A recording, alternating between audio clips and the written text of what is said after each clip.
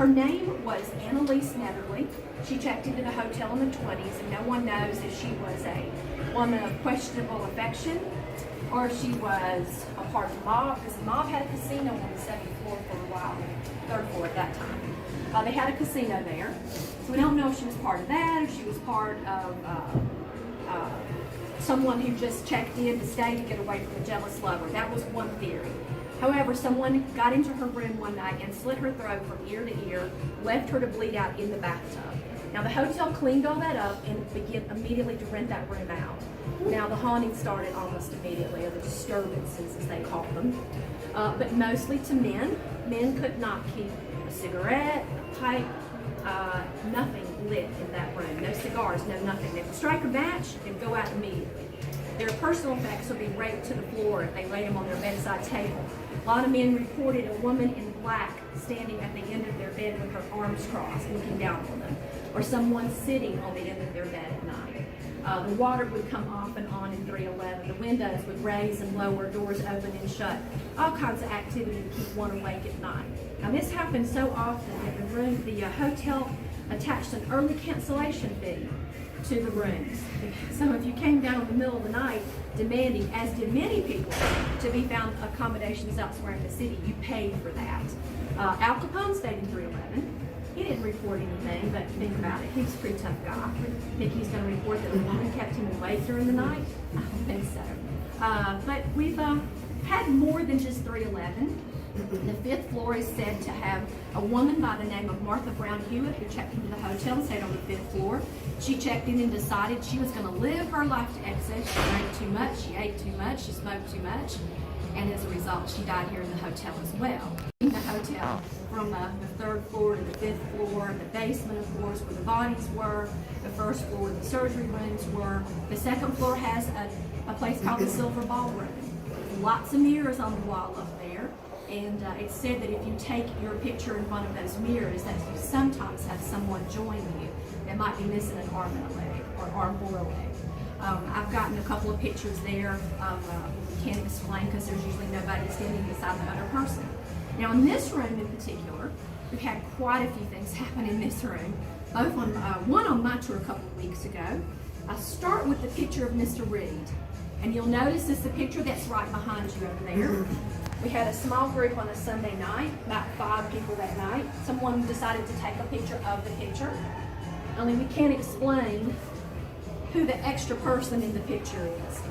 If I hold it up, can everybody see the extra person in the picture on the lower left-hand corner? Looks like a woman.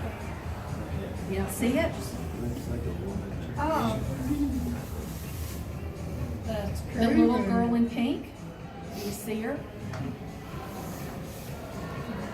Everybody see that? Is it a coat or a dress? No, it's a dress. So she's got a dress. And can you see her?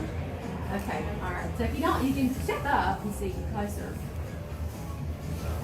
Little girl and why she's there. My theory is that, like I said, this hotel was used as a yellow fever victims hospital for yellow fever victims and yellow fever to treat yellow fever. And they said after the yellow fever epidemic was over, there were a lot of children in the Chattanooga area that were left homeless, that were orphaned. So we wonder if she might be one of those children that was orphaned because of all the activity that happened here in the hotel as well. So now, but also in this picture, someone was standing about where you're standing and taking a picture of that lower left-hand corner, trying to get the picture of the little girl, or they're trying to get something else to appear in the picture, but that doesn't happen all the time. They got something different. So there were 2 pictures taken. You can see this one. This one's, you can see how she was standing, what she was trying to get, right? You can see that. And then the hand. Okay, you don't see anything, right? There's nothing but the young man standing in the picture. But you see she has a reflection of the doorway in the hall around the corner, okay? Now, she took 5 photos. That's why I say take multiples. That was the first one. And here is number 5. Anybody see anything in that photo that wasn't in the first photo? You see it? You might have to walk up closer to see it. That little white figure Yes, there? yes. That wasn't there in numbers 2, 3, and 4, but it was in number 5. It wasn't in number 1, 2, 3, anybody, and there was nobody in our group that was walking down there. Obviously, if someone had been, you would have seen them go in picture 2, 3, 4, and then disappear in 5, or walk through the doorway. But there was nobody walking in the hallway because she took multiple pictures like I tell everybody to do. So now that you've gotten that, let me just say that it doesn't have to be a mirror. There's mirrors in that corner of that hallway you can take your picture in front of. They're also visible in cabinet doors, as in this cabinet door here. Now I'm not going to hold this one up because it's hard to see, but this one was on my tour as well. So if you want to see this one, just walk past me, and let's see if you can see it. I'll walk around.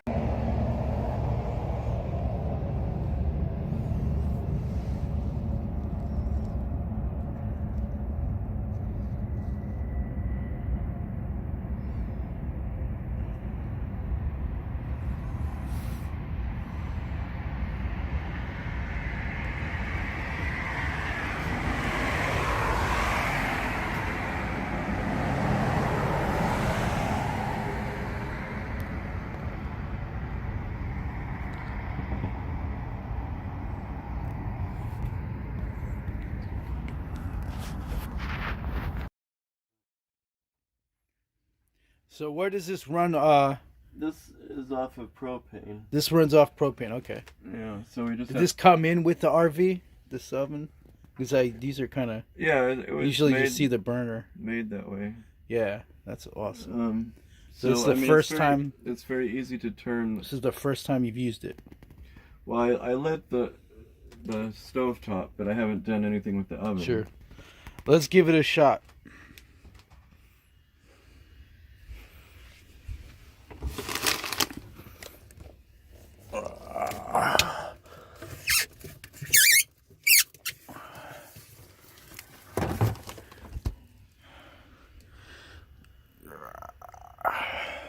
Oh, so maybe this is the directions. It says on top, burner pilot models.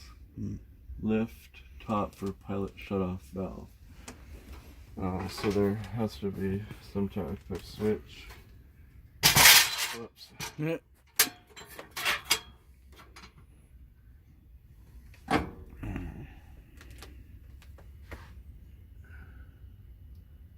The pilot would be here in the middle, right? Because I think that's what we had, but I don't see any knob thing to turn on and off unless it was